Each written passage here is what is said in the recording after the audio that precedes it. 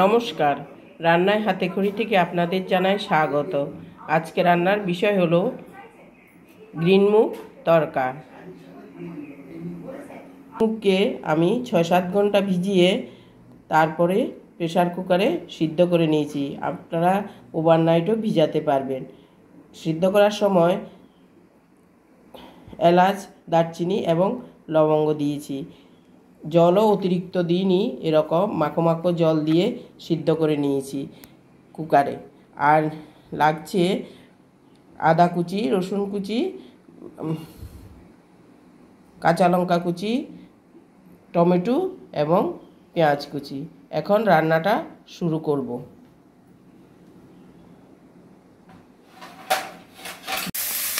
কড়াইতে সরষের তেল গরম করে পেঁয়াজটা দিয়ে দিলাম।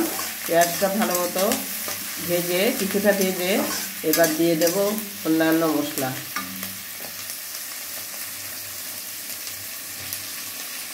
দিয়ে দিচ্ছি টমেটো কুচিটা,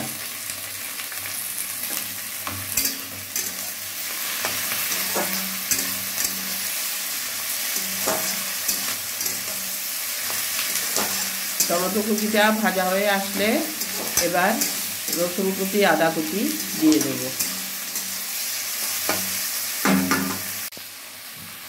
সঙ্গে দিয়ে দিয়েছি লঙ্কা কুচি। এখন দিচ্ছি আদা কুচি আর রসুন কুচি। আপনারা আপনাদের পরিমাণ বুঝে মশলাগুলো দেবেন।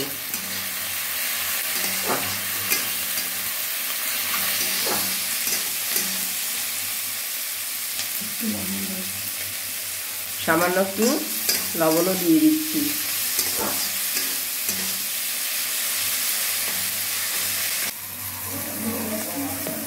পেঁয়াজ, আদা, রসুনটা কিছুটা ভাজা হয়ে এসছে। আমি এখন দিয়ে দিয়েছি কাশ্মীরি রেড চিলি পাউডার, হলুদ গুঁড়ো,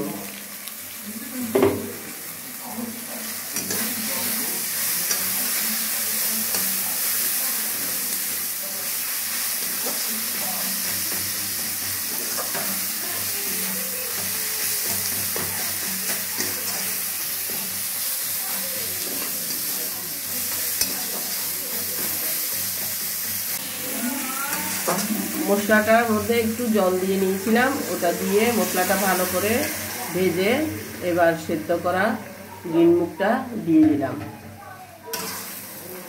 ওতে আমি কিন্তু আর ধনে জিরে কিছু দিচ্ছি না।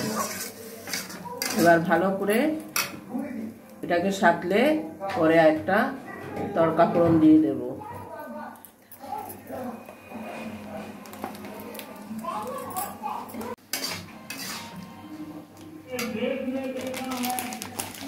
ডালগুলো কিছুটা নেড়ে টেড়ে এবার দিয়ে দিচ্ছি কিছুটা কসুরি মেথি।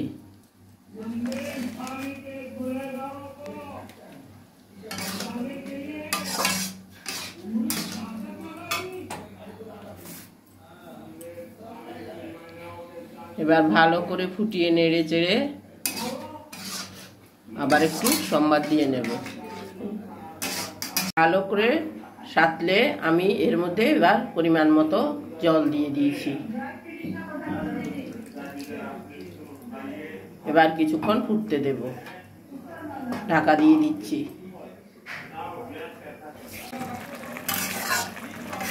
রান্নাটা আমার প্রায় হয়ে এসছে। এবার আমি নামিয়ে নেব।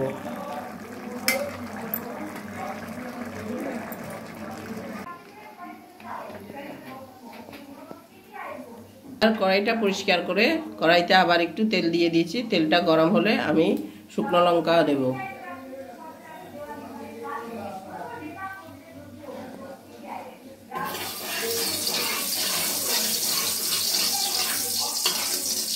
ডালগুলো বয়েল করার সময় আমি যে দারচিনি, এলাচ আর লবঙ্গ দিয়েছি ওটা আমি বয়েল করে তুলে নিয়েছি।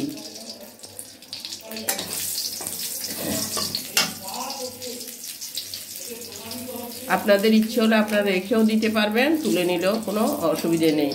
এবং আমি ওইটুকুগুলো আর ফেলছি না, তুলে আবার শিলনোড়াতে বেটে দিয়ে দেব। শুকনো লঙ্কাটা কিছু ভাজা হয়ে এসছে, এখন দিয়ে দিচ্ছি রসুন কুচি।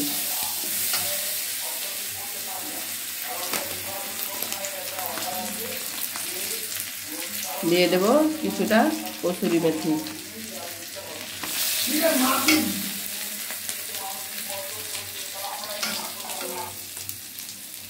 দিয়ে দিচ্ছি কাশ্মীরি রেড চিলি পাউডার। আমি আদা রসুনটা গ্রেট করেই নিয়েছি। এবার দিয়ে দেব ডালটা। এবার ডালটা ঢেলে দিয়ে দিলাম। রান্নাটা আমার বৌমাই করছে, ও এই রান্নাটা খুবই ভালো রান্না করে, তাই ওকে দিয়ে করিয়েছি।